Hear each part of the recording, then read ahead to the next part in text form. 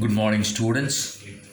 In our Geography Chapter 5, we have been looking into conventional source of energy, and we saw the first one coal. Now come to the second one, petroleum. Petroleum is the second major energy source in India after coal. See, it is so important today, and we don't have that much means sufficient uh, deposits resource in India. It provides fuel for heat and lighting, lubricants for machinery, and raw materials for a number of manufacturing industries. So petroleum refineries act as a nodal industry for synthetic textiles, fertilizer, and many chemical industries. So it's a very important um, energy source, and it's important in industry as well. See, most of the petroleum occurrences in India are associated with anticlines and fault traps in the rock formations of the tertiary age. We have seen when we looked into coal, the tertiary age or tertiary time coal and the Gondwana period coal, like that. In it is when we come to this petroleum, it's mostly our deposit results are of the tertiary age. In regions of faulting, anticlines, or domes, it occurs where oil is trapped in the crest of the uphold. Okay, the oil bearing layer is a porous limestone or sandstone through which oil may flow. Okay, it is between these two rocks there is trap, as we saw the gap where this oil is found. The oil is prevented from rising or sinking by intervening non-porous layers. Okay, so porous layers, these are seen in porous layers area, but the top and bottom, the two other edges are of non-porous layers of rocks. That's why it is trapped, the oil is trapped there. Petroleum is also found in fault traps between porous and non-porous rocks as well. Okay, gas being lighter usually occurs above the oil. Now, about 63% of India's petroleum production is from Mumbai High. You might have heard about Mumbai High. It's in offshore of Bombay, Mumbai. Okay, and 18% from Gujarat and 16% from Assam. Okay, from the map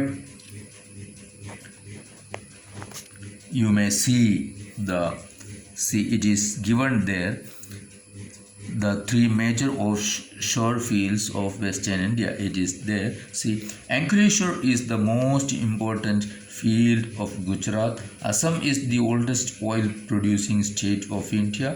Digboy, Naharkatia, and Moran Hugrijan are the important oil fields of Assam. Now we will come to next, natural gas. As we have seen coal and petroleum, next is natural gas. Natural gas is an important clean energy resource found in association with or without petroleum. Okay, it's usually found along with petroleum, but without its presence also it is there. Now, it's used as a source of energy as well as an industrial raw material in the petrochemical industry. We know that this gas is used as a source of energy, okay, but it is a raw material in petrochemical industries.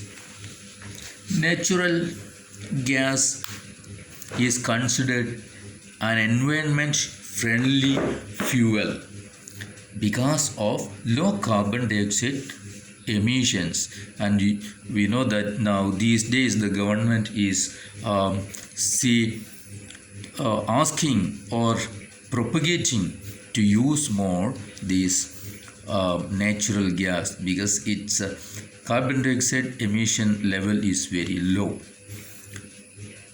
Large reserves of natural gas have been discovered in Krishna Godavari basin.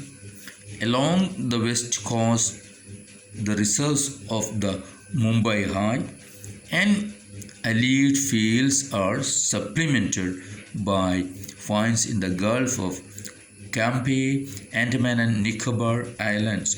These are the places where we have natural gas deposits or reserves. Now there is a pipeline around 1700 kilometer long Hazira Vijaypur Jagdishpur cross country gas pipeline that links, you can see that in the next page map, it is there, links Mumbai High and basin with the fertilizer power and industrial complex in western and northern India. Each western and northern India's crossing sea, joining these industries, it is running and around 1700 kilometers long. This artery has provided an impetus to India's gas production. The power and fertilizer industries are the key users of natural gas. So power and fertilizer industries are using most of India's natural gas. But see, compressed natural gas CNG for vehicles to replace liquid fuel is gaining wide popularity in the country.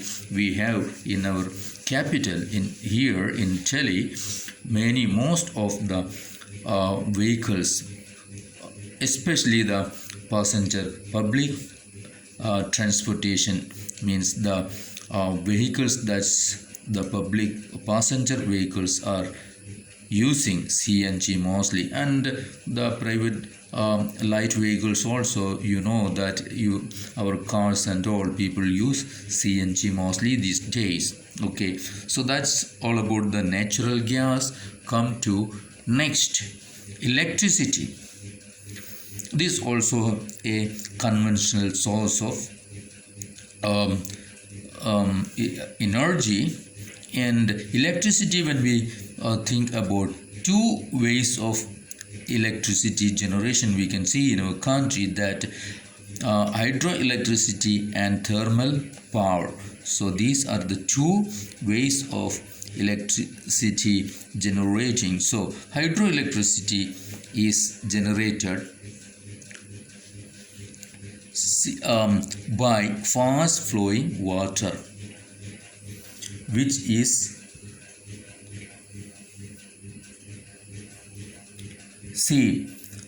so hydroelectricity is generated by fast flowing water, which is a renewable resource. Okay, water is there, it is renewable resource. India has a number of multi-purpose projects, like you might have heard about all these names: Bakra Nankal, Damodar Valley Corporation, the Kobli Hydel project, etc. These are producing hydroelectric power. Then next is thermal electricity. That thermal power or thermal electricity is generated by using coal, petroleum and natural gas. The thermal power stations use non-renewable fossil fuels for generating electricity. Mostly coal is being used in thermal power stations. Okay. Thermal power plants. There are over 310 thermal power plants in India. So that's all about the conventional source of energy.